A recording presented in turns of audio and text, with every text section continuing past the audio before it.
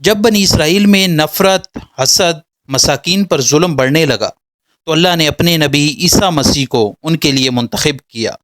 تو یوں اللہ کے نبی عیسیٰ مسیح بنی اسرائیل کے بڑے بڑے عالم اور معتبر لوگوں سے یہ کہنے لگے کہ کیوں ظلم کرتے ہو، غریبوں کا حق کیوں کھاتے ہو؟ اے لوگو، حقیقی اللہ وہ ہے جو ہر انسان کو برابر کے حقوق دیتا ہے، جس کے نزدیک امیر اور غریب میں کوئی فرق نہیں، کالے رنگ والا اور سفید رنگ والا برابر ہیں۔ لوگ حضرت عیسیٰ علیہ السلام کا مذاق اڑانے لگے اور پھر اللہ کے نبی اللہ کی نشانیاں زمین پر ظاہر کرنے لگے۔ آپ کو مسیح اس لیے کہا جاتا ہے کیونکہ مسیح کا مطلب کثرت سے زمین پر سیاحت کرنے والا یا ہاتھ پھیرنے والا، کیونکہ اللہ نے آپ کے ہاتھوں میں شفا رکھی تھی۔ آپ نابینا کی آنکھوں پر ہاتھ پھیرتے تھے تو وہ دیکھنا شروع کر دیتا تھا۔ کوڑے کے مریض جسے پوری دنیا نفرت کرتی تھی، آپ کے مبارک ہاتھ جب کوڑ کے مریض پر لگتے تھے تو اللہ کے فضل سے وہ صحت یاب ہو جاتا تھا۔ آپ مٹی کے پرندے جب فضا میں پھینکتے تھے تو وہ مٹی کے پرندے زندہ ہو کر اڑنا شروع ہو جاتے تھے، اور جب بھی آپ کسی مردے کے اوپر ہاتھ رکھتے تھے تو وہ اللہ کے فضل و کرم سے زندہ ہو کر بولنے لگتا تھا۔ بنی اسرائیل کے لوگوں نے جب یہ معجزات دیکھے تو دن بدن آپ کی باتیں سننے لگے، آپ کو اللہ کا نبی تسلیم کرنے لگے۔ بس یہی ڈر اس وقت کے ظالم بادشاہوں اور عالموں کو کھانے لگا کہ کہیں ہماری حکومت ختم نہ ہو جائے، لوگ عیسیٰ مسیح کو اللہ کا نبی سمجھ کر اپنا بادشاہ نہ بنا لیں۔ تو بس بنی اسرائیل کے بادشاہ اللہ کے نبی حضرت عیسیٰ مسیح کو شہید کرنے کی سازش کرنے لگے۔ حضرت عیسیٰ علیہ السلام پوری قوم سے مخاطب ہو کر فرمانے لگے، اے لوگو، اللہ سے ڈرو، میں اللہ کی طرف سے آیا ہوں تاکہ تم آپس میں محبت، پیار اور امن کے ساتھ زندگی بسر کر سکو۔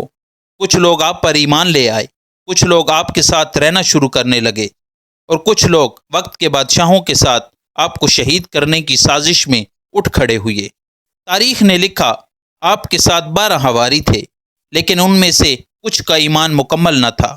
اس بات کا فائدہ اٹھاتے ہوئے بنی اسرائیل کے عالم اور بادشاہوں نے ان حواریوں کو خریدنا چاہا۔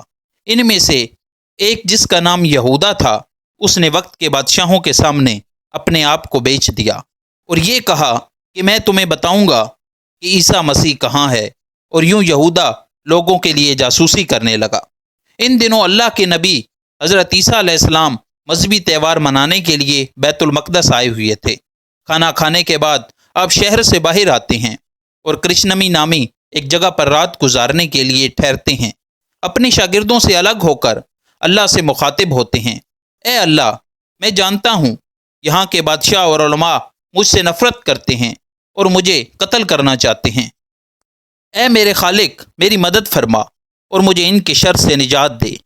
بس اتنے میں جبرائیل امین اللہ کے حکم کے ساتھ نازل ہوتے ہیں اور فرماتے ہیں، اے مریم کے بیٹے، اللہ تعالیٰ فرماتا ہے کہ آج تجھے رات کو زمین سے آسمانوں کی طرف اٹھائے گا، تیرا رب تجھے ان لوگوں کے شر سے بچائے گا، اور وہ لوگ جنہوں نے تیری تعلیمات کو تسلیم کیا ہے، اللہ انہیں شرک اور کافر لوگوں پر فضیلت بخشے گا، اور قیامت کے دن اللہ ایسے اختلافات کا فیصلہ کرے گا۔ اے روح اللہ، تیرا وقت آ پہنچا ہے۔ بس اللہ نے ایک عجیب معجزہ دکھایا، یہودا کا حلیہ حضرت عیسیٰ مسیح جیسا ہو گیا، اور عیسیٰ مسیح کو اللہ نے آسمانوں کی طرف بلا لیا۔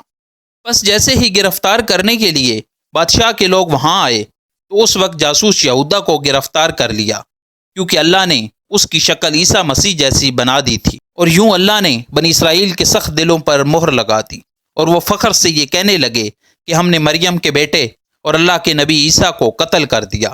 انہوں نے یہ سمجھا کہ ہم نے عیسیٰ مسیح کو سولی پر چڑھا رکھا ہے، جبکہ حقیقت تو یہ تھی کہ وہ اس معاملے میں غلط فہمی کا شکار تھے۔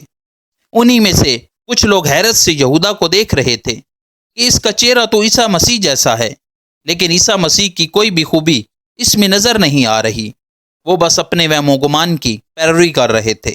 حقیقت تو یہ ہے کہ عیسیٰ مسیح کو انہوں نے قتل نہیں کیا تھا، کیونکہ اللہ کے نبی عیسیٰ روح اللہ کو اللہ نے صحیح سلامت آسمانوں کی طرف بلا لیا تھا اور اپنی جگہ عنایت فرمائی، اور قیامت سے پہلے اللہ ان کو پھر سے ظاہر کرے گا اور دنیا کے نزدیک حق و باطل کو واضح کر دے گا۔